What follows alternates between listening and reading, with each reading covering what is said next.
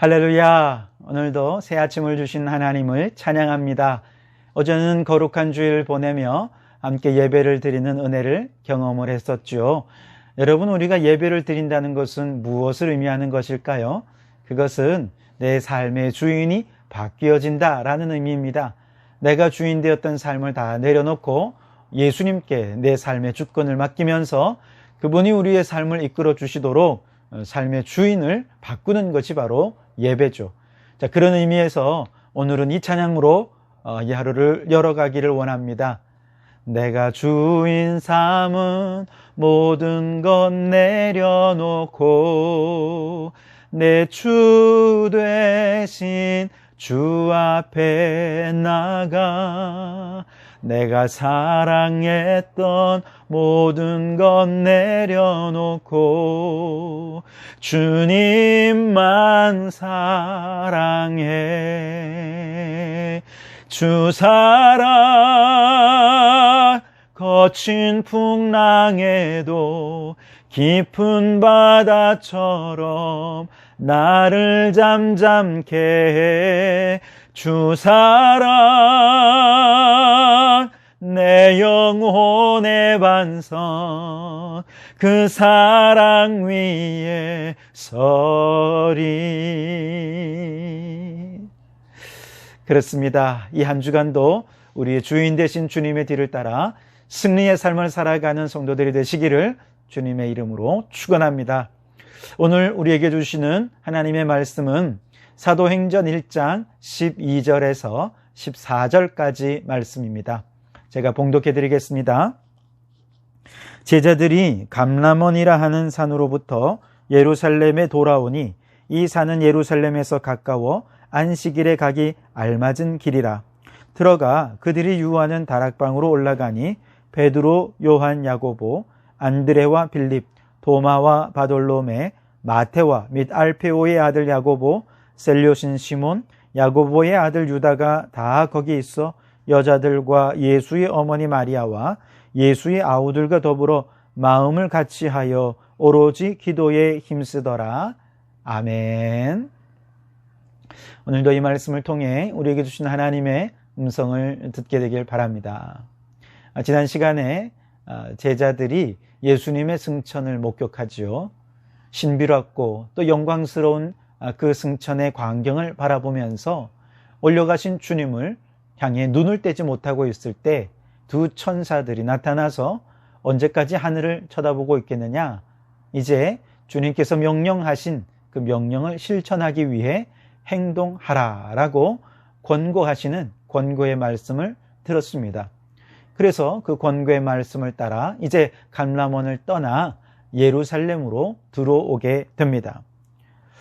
고린도전서 15장 말씀에 보면 이렇게 예수님의 승천을 목격한 제자들은 12명의 제자들 뿐만 아니라 500여 형제들이 바로 부활하신 예수님의 승천을 목격했습니다. 하지만 예루살렘에 들어와서 함께 다락방에 모여서 생활하게 된 것은 오늘 15절 말씀에 보면 120여 명이다. 그렇게 이야기를 하고 있습니다. 그러니까 일부는 돌아가고 일부는 다락방을 세내어 머물면서 그곳에서 생활을 했다는 것이죠. 예루살렘에 돌아온 이 120여 명의 제자들은 다락방에 모였다 했는데 이 다락방은 우리가 생각하는 옥탑방이나 혹은 좀 지붕의 작은 방을 의미하는 것이 아니고요.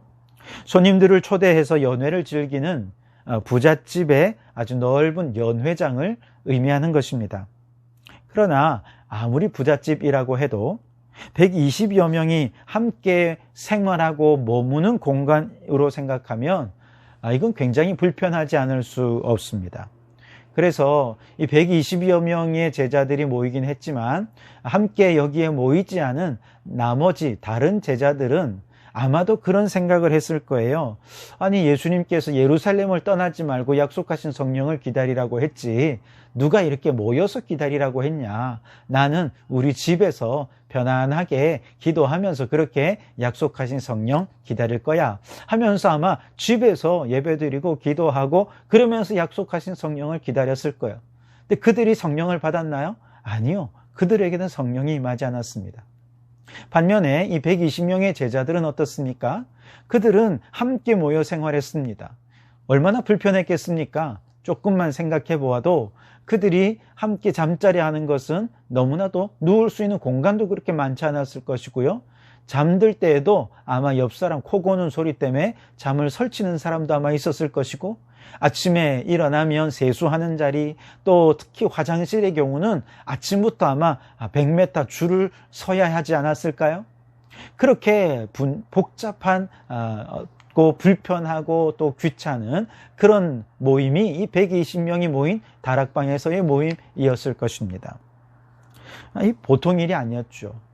그럼에도 불구하고 그들이 이곳에 함께 모인 것은 바로 그들이 모임을 통해서 말씀을 나누고 기도를 하면서 그들의 약속하신 성령을 기다리는 그 마음이 더 간절해지고 더 뜨거워지기를 바라는 마음이 있었을 것입니다. 실제로 그들이 모여서 무엇을 했을까요? 아마 예수님께서 하신 말씀들을 상고하고 다시 기억하며 말씀 공부를 했을 것입니다. 그리고 그렇게 말씀 공부를 하다가 기도의 제목이 생각나면 그들은 또 그 기도의 제목을 가지고 함께 뜨겁게 기도했을 것입니다. 그러니 한 말씀으로 함께 기도하니 하나의 꿈을 가지게 되고 한 마음을 갖게 되고 하나의 비전을 갖게 되면서 그들이 성령을 기다리는 마음은 더 간절해지고, 그렇게 오로지 기도에 힘쓰는 그들 위에 성령께서 강림하신 것이죠. 사족 같습니다만 14절 말씀에 보면 여자들과 라고 하는 표현이 나오죠. 이 말은 헬라어 원어적인 의미로 그들의 아내들과 라고 하는 의미로 해석될 수 있습니다. 다시 말해서 이곳에 모인 120여 명의 사람들 중에는 이 제자들의 아내들도 함께 동행했다는 것이죠.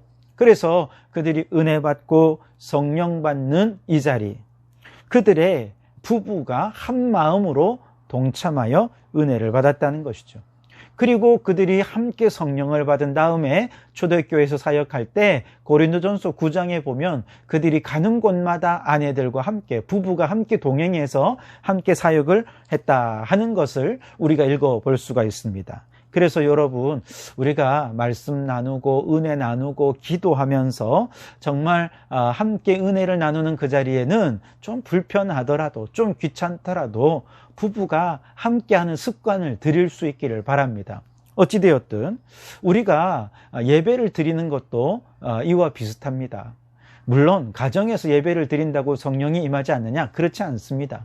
가정 예배도 참 소중합니다. 가정 예배를 통해 부부가 함께 영적 제사장으로서 가정의 영적 질서를 세워가며 말씀과 기도와 성령 충만한 가정을 세워가는 일은 너무나도 소중하고 우리 교회가 앞으로도 계속해서 추진하고 진행해야 할 아주 역점적인 사역이고 중요한 사역임에 틀림이 없습니다. 그러나 가정 예배 때문에 함께 모여서 예배하는 이 예배 공동체의 모임을 소홀히 해서는 안 된다는 것이죠.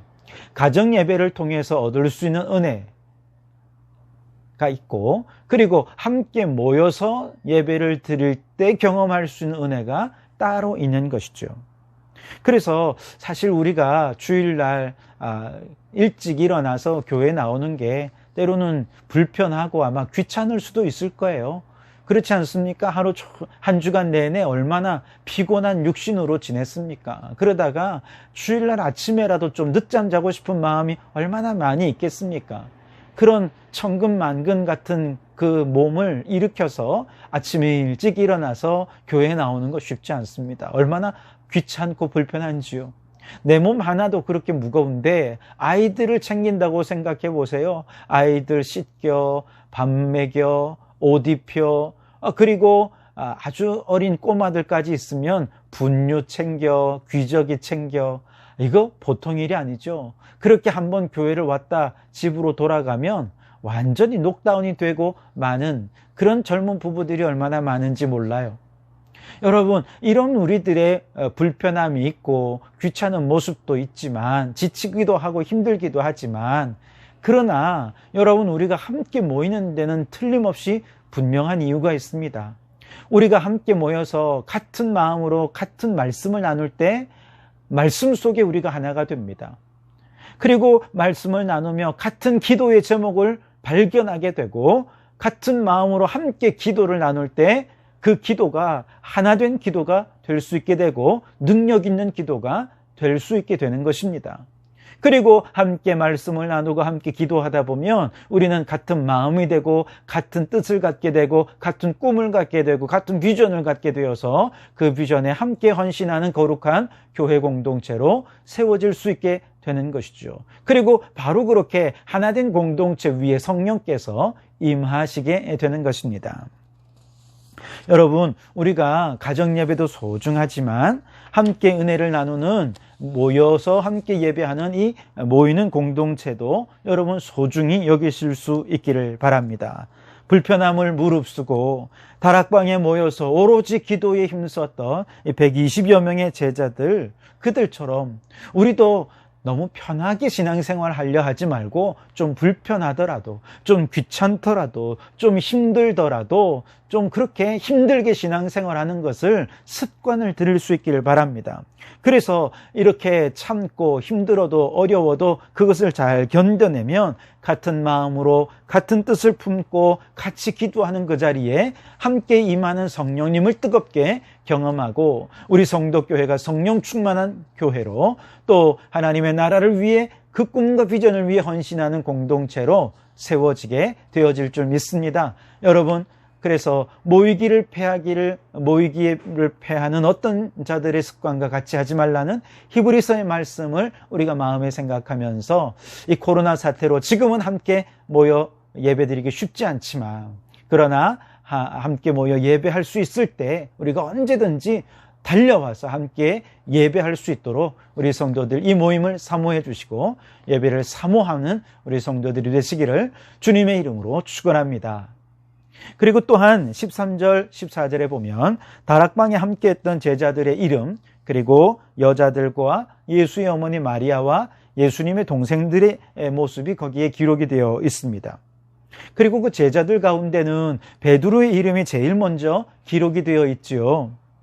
그러다 보니 이것을 보면서 로마 가톨릭에서는 베드로가 제일 먼저 쓰여져 있으니까 베드로가 가장 우위에 있는 사람이다. 그리고 베드로가 천국 열쇠를 받은 사람이고 베드로에게 천국 열쇠를 다시 수여받은 것이 교황이고 그러니 로마 가톨릭이 정통이고 개신교는 다 떨어져 나간 형제고 가짜다. 이렇게 바라보는 것이죠.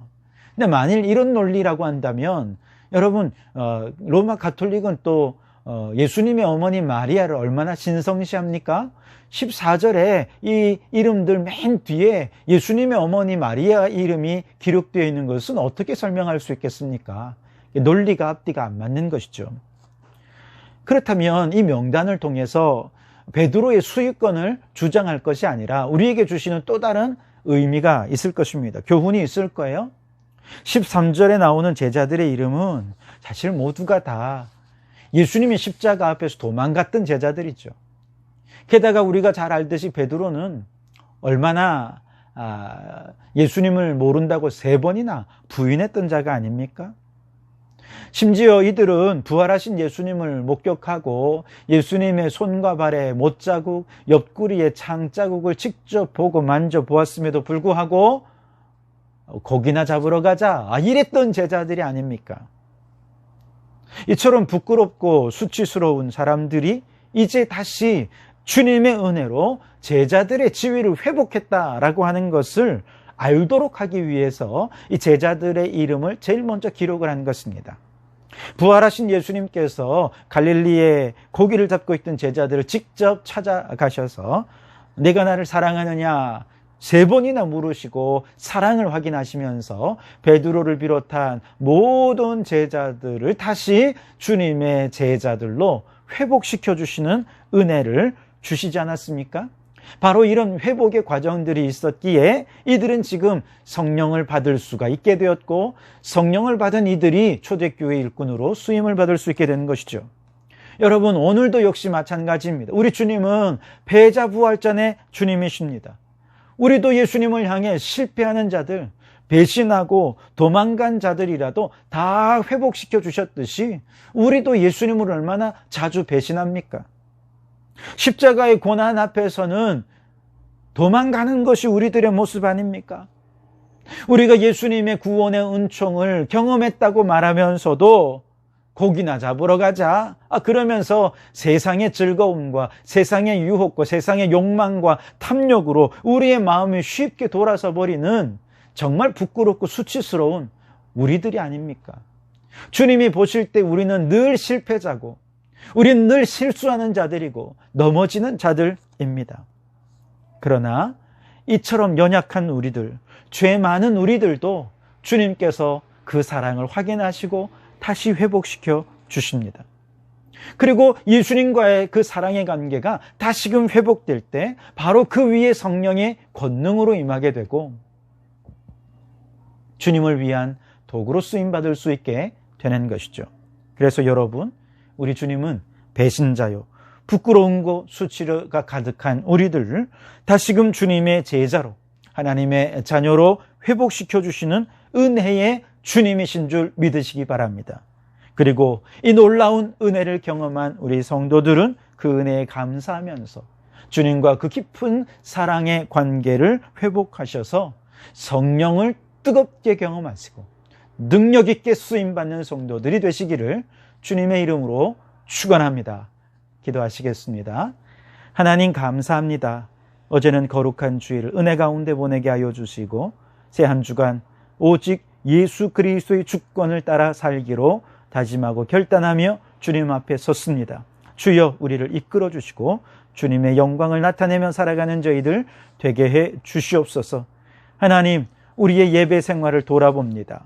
가정에서 예배 드리는 것은 참 편하고 쉬운 일이지만 그리고 교회 나와 예배 드리는 것은 때로 불편하고 귀찮고 힘든 일이지만 그러나 모이기에 힘쓰는 저희들이 되게 하여 주시고 함께 모여 공동체로 예배하는 그 자리에 임하시는 성령님을 함께 경험하며 한 마음이 되고 같은 성령을 받아서 같은 꿈과 비전을 위해 헌신을 결단하는 저희들이 되게 해 주옵소서. 우리 성도교회가 그렇게 모이기에 힘쓰는 교회가 되고 성령 충만함을 받아서 이 마지막 시대에 주님께 귀하게 쓰임받는 교회가 되게 해 주시옵소서. 하나님, 이렇게 불러주시는 우리들은 다 실패자요, 주님을 배신한 자요, 우리는 넘어지는 자들이 아닙니까? 그러나 패자 부활전에 주님께서 우리를 다시금 회복시켜 주시니 감사합니다. 이 한 주간도 회복시켜 주신 그 주님의 은혜 위에 성령 충만함을 받아서 하나님 나라를 위하여 일하고 쓰임받는 저희들 되게 도와 주시옵소서.